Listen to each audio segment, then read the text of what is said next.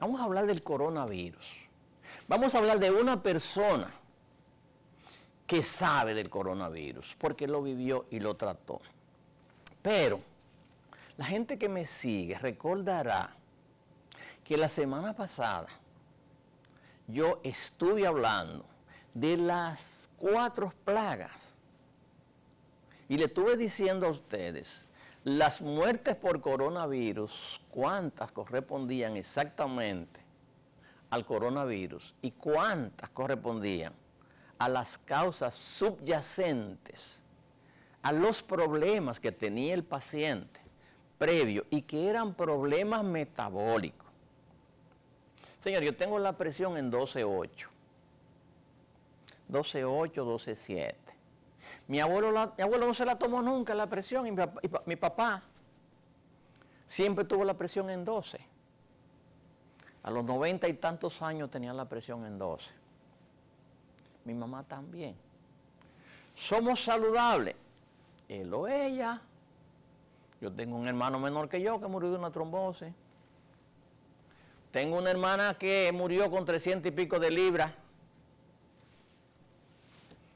Entonces yo, hace 27 años, quizá 30 años, que adopté una dieta, una alimentación lo más saludable posible. Tuve 2 crisis, 1990 y 1989, una crisis de alergia, que el médico dijo que no, que yo era asmático y me comenzó a meter droga y que la mitad fue mucha. Fui a los Estados Unidos y me cobraron con 4 cositas. No me consuma guineo maduro, no me consuma lácteos, no me consuma bebida gaseosa, ni me consuma nada que tenga trigo. Desapareció la alergia para siempre y el asma también. Usted lo puede poner en práctica eso. 4 alimentos. Tuve una crisis intestinal en el año 2015, por ejemplo, no 2010, más o menos por ahí, 2010, una crisis intestinal, una indigestión, una intolerancia a los almidones, y el gastroenterólogo toma esto, y los intestinos llenos de amebas. El gastroenterólogo me daba esto, me daba aquello, y nada me funcionaba. Voy a Estados Unidos y me examinan hasta el alma con rayos X cirugía. Usted tiene una bacteria que se llama, un parásito que se llama Blastocystis homini, y para eso no hay tratamiento aquí en los Estados Unidos. El doctor Mercola me mandó la dieta sin grano. En 15 días ya yo no tenía Blastocystis homini, más nunca he tenido flatulencia, ni diarrea, ni nada, absolutamente nada. Una dieta sin granos, carne roja y vegetales, 0 arroz, 0 habichuela, 0 pan, 0 trigo. Un mal día yo engaño, pero las amebas, la yardia y los Blastocystis homini que se alimentaban de mis alimentos fermentados, más nunca han encontrado comida, y si no encuentran comida, ¿qué va a pasar? Definitivamente se van, se mueren de hambre. Entonces, le hablé, como le digo, la semana pasada de ese problema. Entonces, vamos a hablar con el doctor. Hay una entrevista maravillosa con él, en inglés, un médico inglés, un eminente cardiólogo. Hay una entrevista fabulosa, pero vamos a hablar con él, directamente con él. Yo pude haber grabado este segmento, pero preferí trabajar solo y se lo voy a leer. Me van a disculpar que se lo voy a leer, le voy a quitar un poco la visión porque a ustedes frente a la cámara, porque tenía que traducirlo, porque en inglés, ¿no? Dice lo siguiente, comienzo, el primer capítulo, ¿qué hemos aprendido del coronavirus? Cuando el primer ministro inglés fue ingresado en el hospital con síntomas de COVID-19, los ingleses temieron lo peor. Yo observé que un grupo de sus colegas delgados afectados del mismo virus permanecían en sus hogares apenas con síntomas leves, manejando la situación con solo aislamiento en sus hogares. Pero en su lugar, pero en lugar de pensar en una simple coincidencia, analizando los resultados de investigaciones realizadas en todo el mundo y tomando mi propia experiencia como médico del Instituto Nacional de Salud de Inglaterra por más de 20 años, llegué a la conclusión que las personas obesas y sufriendo de condiciones asociadas, pero no exclusivas a la obesidad, estaban en un alto riesgo de sufrir complicaciones, incluso la muerte, no por el virus, sino por infecciones asociadas con su condición preexistente. A comienzo de marzo, datos provenientes de Italia, donde el COVID había azotado fuertemente, causando gran cantidad de muertes, las investigaciones demostraron que más del 99% de los muertos estaban sufriendo al menos de una enfermedad crónica. Estudios publicados en la revista Lancet evidenciaron que 60 o más por ciento de los muertos en Wuhan, China, donde el virus apareció por primera vez, estaban sufriendo de hipertensión arterial y diabetes. Óigame eso, 60 de cada 100 muertos tenían hipertensión arterial y diabetes. China solamente murieron como 90 y pico, yo creo, no sé. Lo que ha sido pasado por alto por la prensa, tanto médica como general, es que la causa subyacente de este problema está relacionada con nuestro medio ambiente y las condiciones de vida que nos rodean. Condiciones de vida, trabajo. En mi propia experiencia he podido comprobar que con solo cambiar los hábitos alimenticios podemos conseguir grandes progresos en la lucha contra el virus y otras enfermedades que nos afectan. Después de mi reporte de que la gravedad del primer ministro, oigan esto, después de mi reporte de que la gravedad del primer ministro estuvo relacionada con la obesidad y no por el virus, el secretario de Salud Pública de Inglaterra me pidió que le ofreciera más evidencias sobre la influencia de la obesidad en la gravedad de los pacientes con COVID-19. Le informé, como verán más adelante, que esto no era un asunto era un asunto mucho más complejo que la simple obesidad. Está relacionado con todos los factores y estilos de vida prevenibles que impiden que el sistema inmunológico sea todo lo eficiente que debe ser. Pero aparte de mi habilidad para proporcionar respuesta médica a esta crisis, absorbiendo el sufrimiento y las muertes innecesarias de millones de personas en el mundo por esta contagiosa y mortal enfermedad, situación que ha tenido profunda repercusión en mí. Además, me ha motivado grandemente a escribir este libro. Fue la muerte prematura de 2 parientes con problemas de debilidad de su sistema inmunológico. En mi propio ambiente, el asesor financiero mío, que durante 30 años, más de 30 años, ha estado a mi alrededor, murió por coronavirus. 15 días antes o un mes, diría yo 2 meses antes de su muerte, estuvo rondando la oficina. Él apenas iba a la oficina, a veces me llamaba para mandarme gente, para que le diera bola.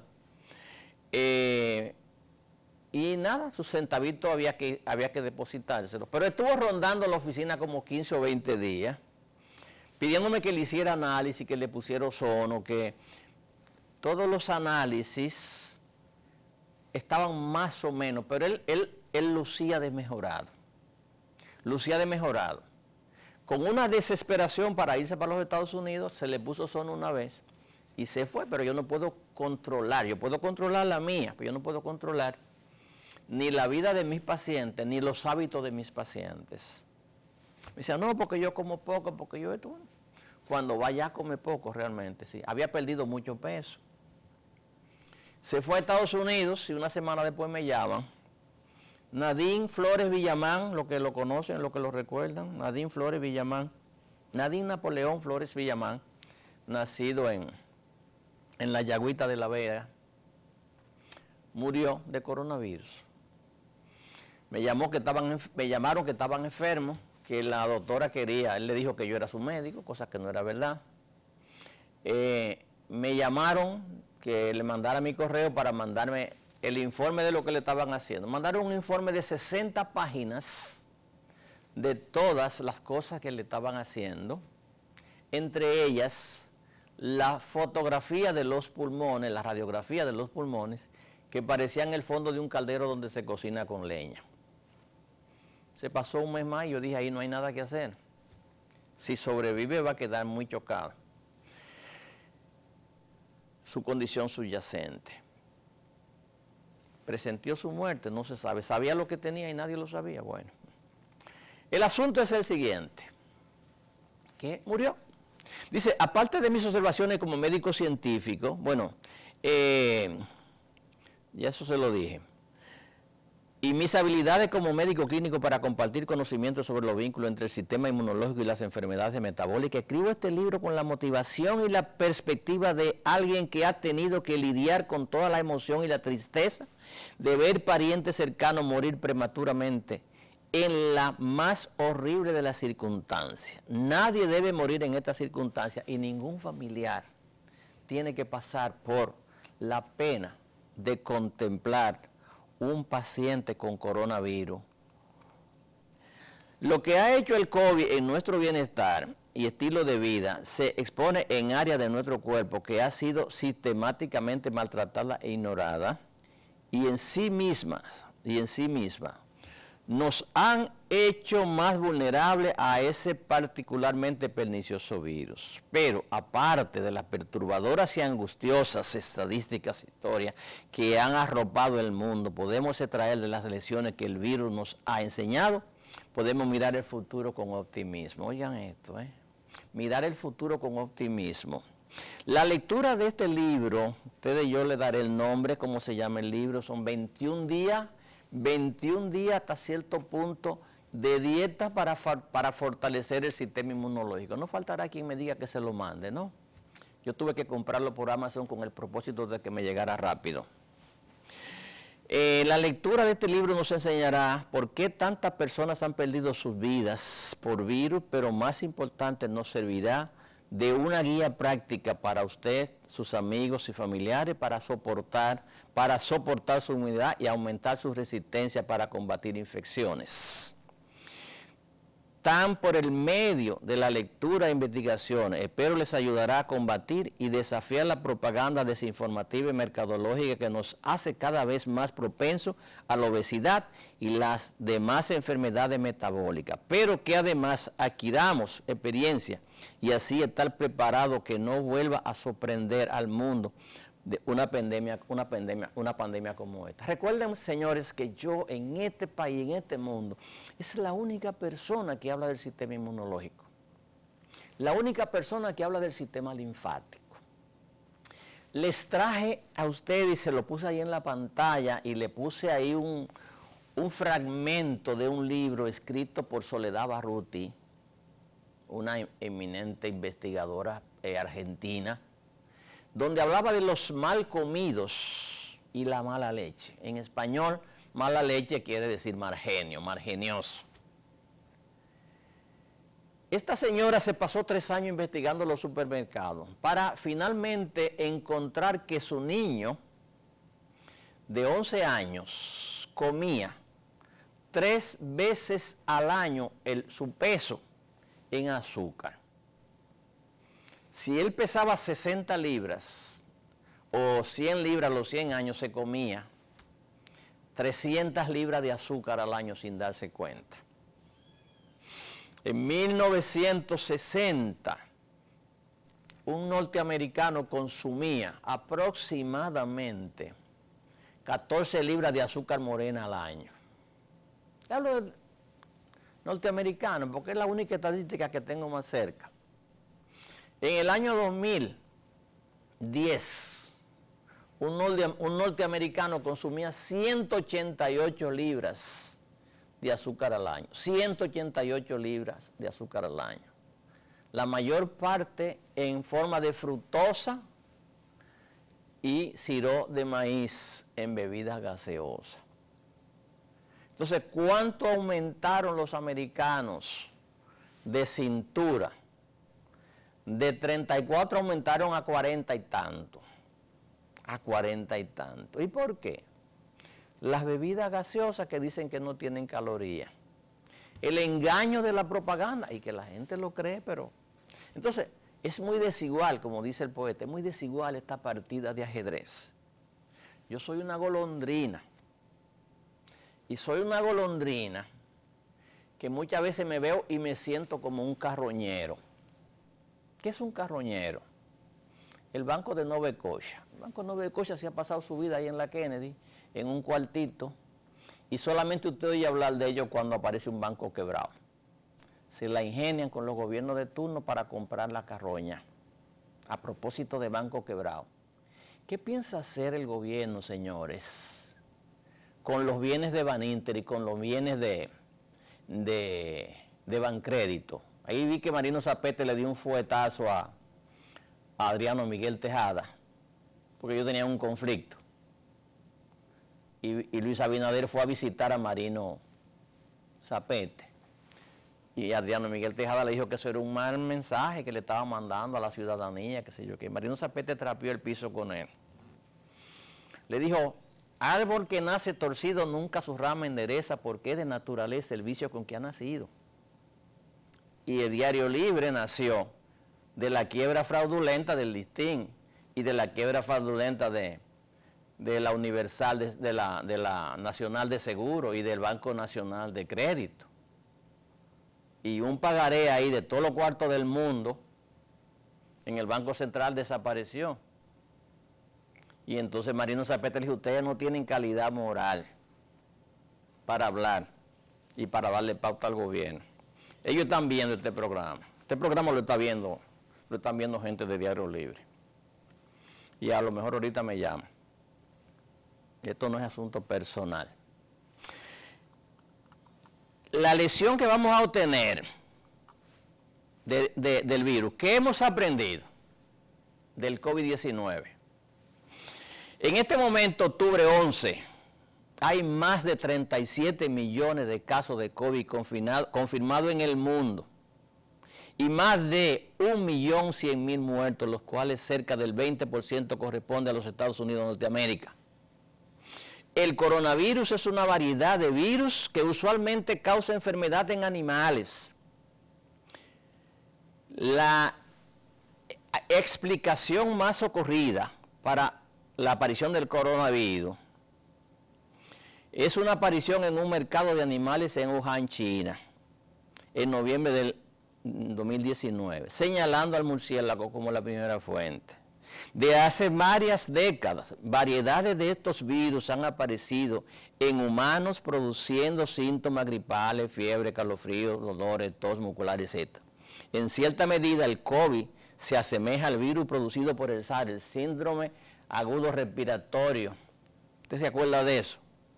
Dice, el síndrome agudo respiratorio severo, que apareció en el año 2002 y 2003 en diferentes partes del mundo, afectando cerca de 80.000 personas, de lo cual el 10% murió. 8.000 personas y matando cerca del 10%, o sea, 800 personas murieron por el SARS. Debido a que los afectados estaban seriamente enfermos, fue muy fácil identificarlo. Tratado rápidamente y el virus desapareció pronto. Algo sucedió, pues de lo contrario hubiera sido peor que la epidemia de viruela. Señores, el virus SARS fue un virus fabricado. Luego le siguió el virus del ébola. Ahora, lo que pasa es que el virus SARS le salió el tiro por la culata. Fue tan mortal la virulencia del virus. Virulencia es la capacidad de propagación del virus y la capacidad de tumbar a la gente que afecta.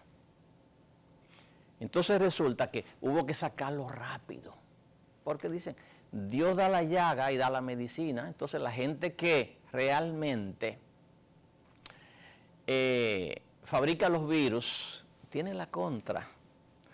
A mí, yo hace mucho tiempo que no me doy baño de pueblo, porque el pueblo viene a mí. Pero me gustaba mucho una expresión de un ebanista de barrio, siempre son de barrio los ebanistas, que cuando yo le decía, mira tú, este trabajo que tú me hiciste no sirve, qué sé yo, que, ay doctor, por favor, bájele algo, decían. Son expresiones del pueblo, ¿verdad? Pero bueno, Lo que hace el COVID-19 difícil de controlar es que la mayoría de los afectados, los síntomas son muy ligeros y en aproximadamente el 80% de los afectados, los síntomas son imperceptibles. Yo dije que cuando inmediatamente apareciera el primer caso en el país, íbamos a cerrar.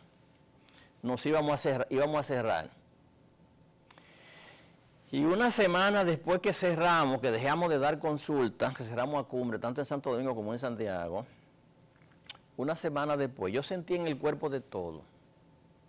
Decía una disease, para los americanos la palabra easy quiere decir fácil, confortable, cómodo, y entonces disease quiere decir que no está fácil, que no está cómodo. Disease es lo que ellos transmiten como enfermedad.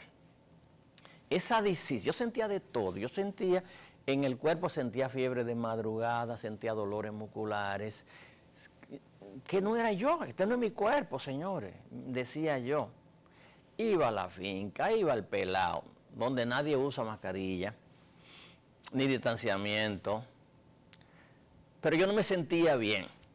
¿Sería yo, por casualidad, uno de los 80%? Pero yo tuve síntomas, no sé si fue de COVID, porque para usted hacerse la prueba esto tiene que suplicar para hacerse la prueba del virus. Yo se le mando a un montón de pacientes, no, yo no estoy facultado para indicar hacerle la prueba del virus a nadie.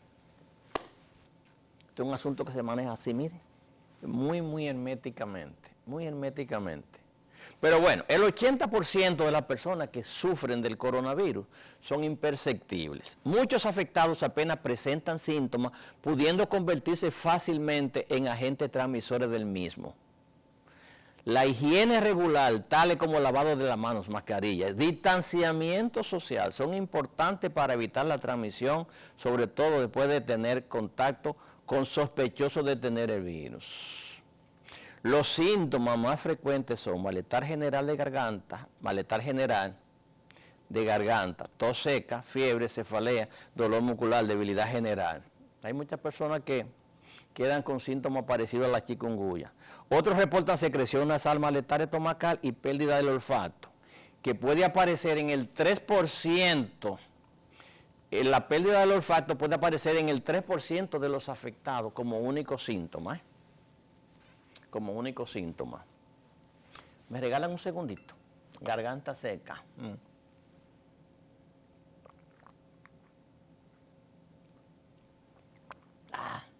Nada sabe como el agua, y especialmente si es planeta azul. En 20% de los restantes casos, ya vimos que el 80% eran asintomáticos, en 20% de los restantes de los casos con síntomas severos, predominantemente dificultad respiratoria, algunos requiriendo hospitalización, siendo la neumonía la más grave y común de las complicaciones y el síndrome de distrés respiratorio agudo que afecta el 15% de los que requieren hospitalización. En estos casos, severa inflamación de los pulmones aparece con dificultad para respirar, requiriendo ventilación asistida. Otras complicaciones incluyen falla del hígado, fallo cardíaco, coagulación de la sangre y hasta trombosis y ataque cardíaco. Para aquellos más enfermos, a pesar de los mejores tratamientos, aún en entidades de cuidados intensivos, la mortalidad ronda en 40%. O sea, mueren 4 de cada 10 de aquellas personas que sufren el distrés respiratorio agudo, que no pueden respirar y necesitan respiración asistida. ¿Quiénes presentan mayores riesgos y por qué hay disparidad de muertos en diferentes regiones? Dentro de la tasa de mortalidad existen grandes variaciones entre los diferentes grupos de edad que van desde 3%, desde 3 por 10.000 afectados, 3 por cada 10.000 afectados en la edad de 5 a 17 años. Y uno de cada tres, o sea, el 33% de las personas de 85 años que adquieren el coronavirus muere. Entre los hospitales de 74 a 85% de los hospitalizados pasan de los 50 años.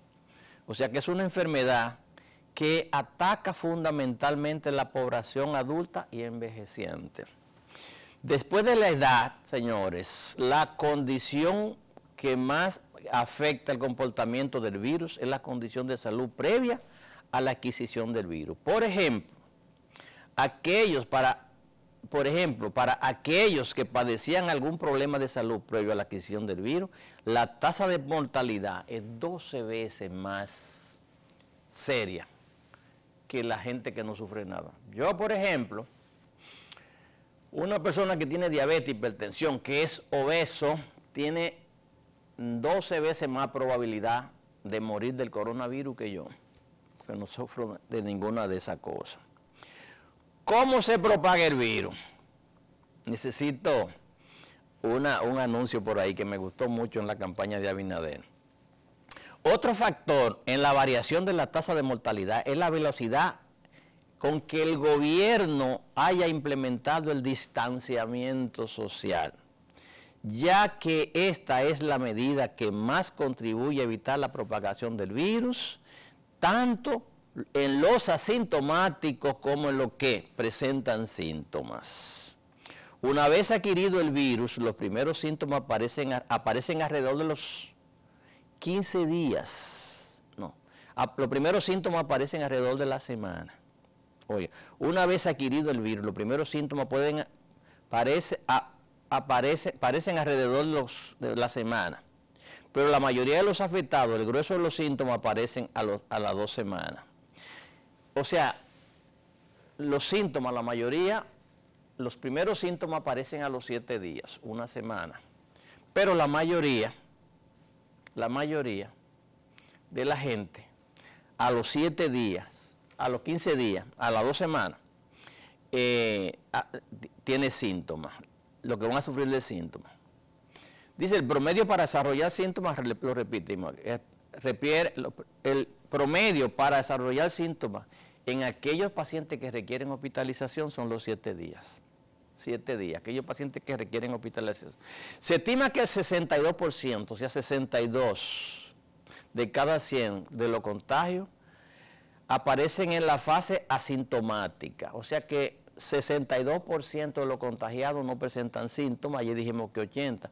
Es decir, antes de que el afectado comience a sentir malestar, no como dice la Organización Mundial de la Salud, que son miembros y socios y soportados por Bill Gates y por los laboratorios que fabrican vacunas.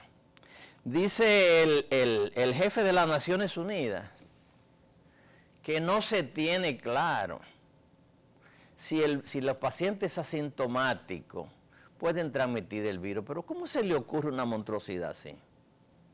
¿Cómo se le ocurre una monstruosidad? Estoy hablando por la boca de alguien que vivió la pandemia, que estuvo al lado del equipo médico que atendía al primer ministro inglés, que estuvo en los hospitales cuando la peor crisis del virus afectó a Inglaterra.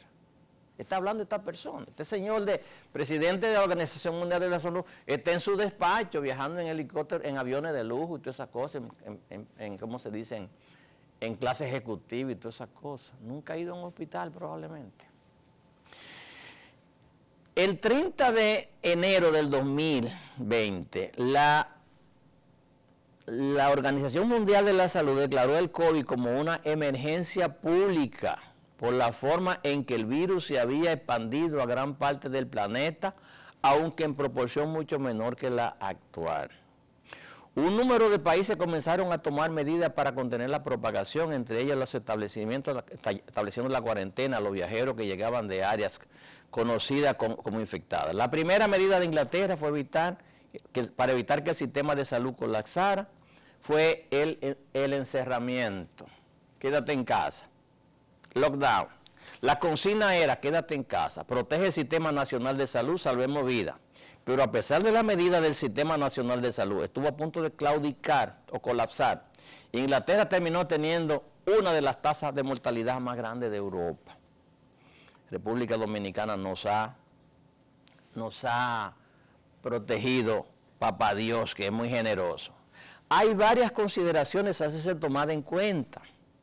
El establecimiento del entierro más tarde o más temprano falta de provisión en gran escala y aplicación de las pruebas para los sectores en riesgo, falta de material protectivo para el personal de salud que estaba al frente con las áreas con la mayor carga viral. Y por último, pero no menos importante, el pobre estado metabólico de la población al momento de la llegada del virus.